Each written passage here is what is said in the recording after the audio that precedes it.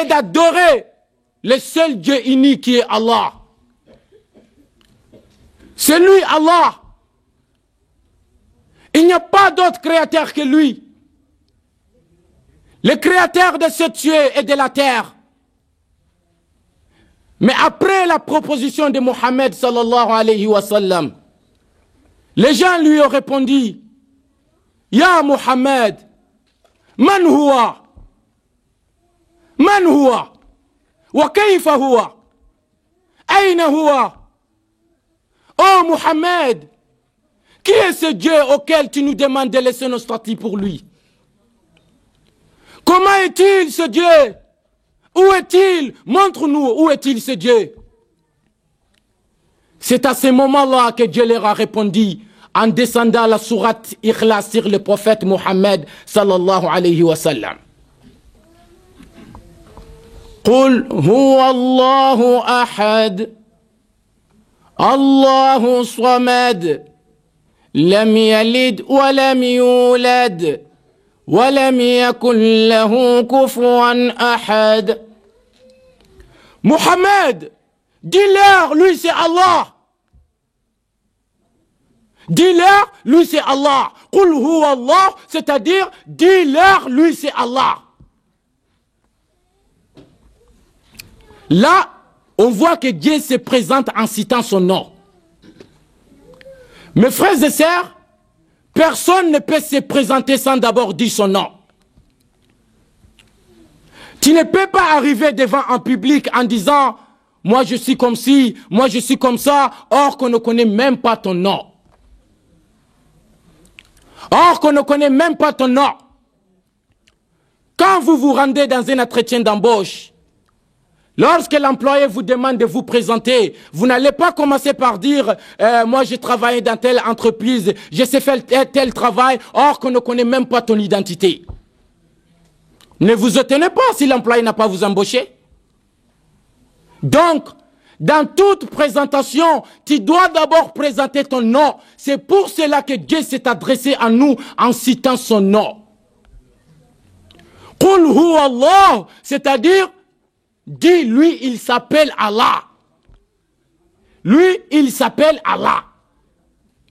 Mes frères et sœurs, on remarque dans ce premier passage de la sourate Ikhlas que le prophète Mohammed commence par nous indiquer le nom de son Seigneur. Il dit, il est Allah. Il indique le nom du Créateur. Car Allah est le vrai nom personnel de Dieu. Jamais ce nom n'a été donné à quelqu'un avant la création du monde, ni aujourd'hui, ni demain, et c'est jusqu'à la fin du monde. Et c'est jusqu'à la fin du monde. Les gens disent que Dieu a 99 noms. Mais en réalité, le nom propre de Dieu est Allah. Et le reste, ce sont les attributs d'Allah. Comme Ar-Rahman, Ar-Rahim, Al-Maliku, Al-Quddus, Al-Salam, Al-Mu'minu, Al-Muhayminu, Al-Aziz, Al-Jabbar, Al-Mutakabbiru, Al-Khaliqu, Al-Bari'u, Al-Musawwiru, Al-Ghaffar, Al-Qahhar, Al-Wahhab. Tout ça, ce sont les attributs d'Allah. Tout ça, ce sont les attributs d'Allah. Donc, Allah est le nom propre de Dieu en langue arabe. Ce n'est pas comme dans les autres langues. Par exemple, le nom Yahuwah. Ce sont les tétragrammes Yod, He, Waou, He en hébreu. Par certaines personnes, ce tétragramme est considéré comme étant le nom propre de Dieu. Mais selon le Coran, les tétragrammes ne peuvent être en aucun cas le nom propre de Dieu. Car le tétragramme Yod, He, Waou, He n'indique qu'un seul caractère de Dieu. Yod, He, Waou, He, ça vient du verbe être en hébreu qui signifie Haya, conjugué aux 3 temps, le passé, le présent et le futur. Donc, Yahoua ou Yahoua veut simplement dire c'est lui qui existe. Dieu avait révélé ce nom à Moïse pour montrer aux enfants d'Israël que Dieu existe. Car les enfants d'Israël pensaient que Dieu n'existait plus pendant la souffrance contre Pharaon. Par conséquent, le tétragramme Yod, He, Waou, He n'indique qu'un seul caractère de Dieu, alors qu'Allah englobe tous les attributs de Dieu. Ainsi, la sourate Ikhlas est une définition même de ce nom. Allahu Akbar. At-Takbir. At-Takbir. Thumma Takbir.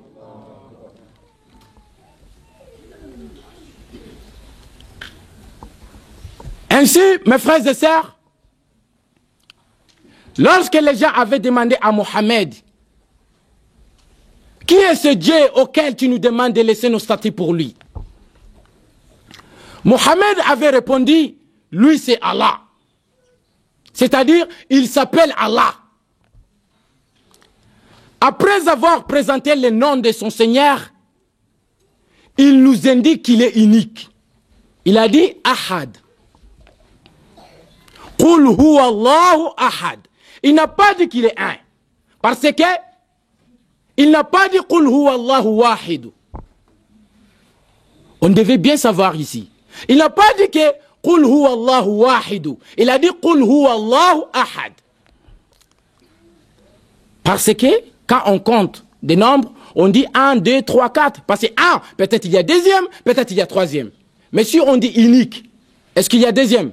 C'est-à-dire unique, il n'y a pas d'autre. Ahad, c'est-à-dire il n'y a pas d'autre. C'est pour cela, Mohammed nous indiquait que son Seigneur est unique. Il n'a pas dit qu'il est un, mais il a dit il est unique. Dieu est unique, pas dans le sens du nombre. Car on ne peut pas le calculer. C'est-à-dire, on ne peut pas le multiplier, ni l'additionner, et ni le diviser. Mais cette unicité est dans le sens qu'il n'a pas d'associé. Qu'il n'a pas d'associé. Et il n'y a personne qui lui ressemble. Il n'y a pas d'associé car il est seul. Car il est seul. Exemple. Un président de la République gouverne avec ce ministre. Mais Dieu n'a ni ministre ou autre qui gouverne avec lui. Le roi a besoin de ses gardes-corps. Mais Dieu n'a pas besoin de ses garde-corps. Mais en fait, quelle est la fonction d'un garde-corps? Je vous demande, mes frères et sœurs, quelle est la fonction d'un garde-corps? Un garde-corps est un individu dont la fonction est de protéger le corps. Mais pourquoi nous n'avons pas dit garde-âme? Pourquoi? Pourquoi nous n'avons pas dit garde-âme? Car on sait très bien que le seul qui détient notre âme est l'unique Dieu. Car on sait très bien que le seul qui détient notre âme est l'unique Dieu. Donc, quoi qu'il en soit, un garde-corps ne pourra jamais te sauver le jour où Dieu décide de prendre ton âme. Les garde-corps ne pourront rien y faire. Même les garde-corps tombent malades et meurent. Donc, qui sauve? Le seul Allah. Le créateur de ce ciel et de cette terre. C'est lui le créateur de tout l'univers. C'est lui le créateur de tout l'univers. Ainsi, Dieu est unique. Il n'y a pas de médiateur entre Dieu et ses serviteurs. Il n'y a pas de médiateur entre Dieu et ses serviteurs. Ce n'est pas comme dans un tribunal où il y a les magistrats et les avocats pour défendre tel foulan. Pour défendre par exemple Abou Bakar. Non. Dieu gouverne seul. Ainsi, Dieu est absolument unique par lui-même, par ses actes et ses attributs. Donc, les musulmans entretiennent une relation directe avec Dieu. Les musulmans entretiennent une relation directe avec Dieu, sans intermédiaire. Notamment lors de la prière qui ne s'adresse qu'à lui. Ce n'est pas comme dans certaines religions qu'ils adorent les statues ou bien des animaux qui ne peuvent même pas communiquer avec eux. Ils ont oublié le créateur de ce cieux et le créateur de cette terre.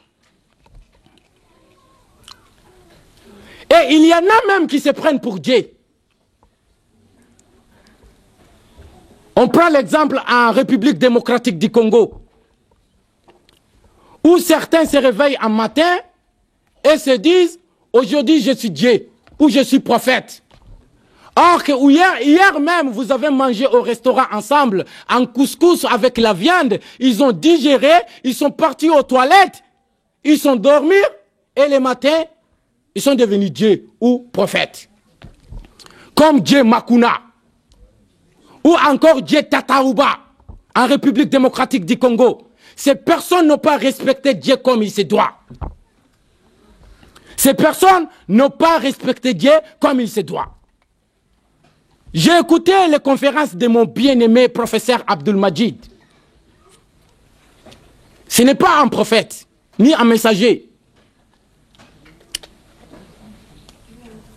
Mais c'est Dieu qui l'a choisi parmi d'autres. Dieu lui a donné la science. Et lui-même a développé la science que Dieu lui a donnée. C'est une personne qui a suivi les chemins des prophètes. Grâce à lui, ce sont des millions et des millions de personnes qui se sont converties à l'islam. C'est ça l'islam, mes frères et sœurs. Mes frères et sœurs, Abdul Majid n'a pas pris les armes et des bombes pour faire le djihad. Comme on dit aujourd'hui, le djihad. C'est grâce à son comportement et sa compréhension dans la religion que des millions de personnes ont embrassé l'islam. C'est ça l'islam, mes frères et sœurs. L'islam, c'est ça. Mais l'islam, ce n'est pas le terrorisme. L'islam, ce n'est pas être criminel. L'islam, ce n'est pas de tuer des innocents au nom de l'islam. L'islam, ce n'est pas le vol. L'islam, ce n'est pas la consommation d'alcool, ni de la drogue. L'islam, ce n'est pas le viol. L'islam, ce n'est pas le racisme. L'islam ne peut pas être une religion de violence. L'islam ne peut pas être une religion de violence. Toutes les batailles que le prophète avait faites étaient des batailles pour se défendre. Étaient des batailles pour se défendre. Mais si on voit aujourd'hui, toutes ces mauvaises choses, nous sommes placés les meilleurs dans ces mauvais comportements. Ces mauvais comportements ne sont pas des comportements que notre bien-aimé Mohammed nous enseignait. Ces mauvais comportements, mes frères et sœurs, ne sont pas des comportements que notre bien-aimé Mohammed nous enseignait.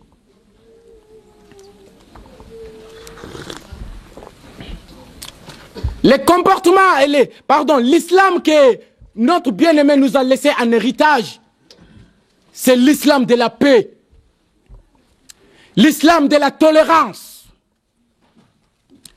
l'islam du partage, l'islam de l'amour, l'islam de la solidarité. Allahu Akbar.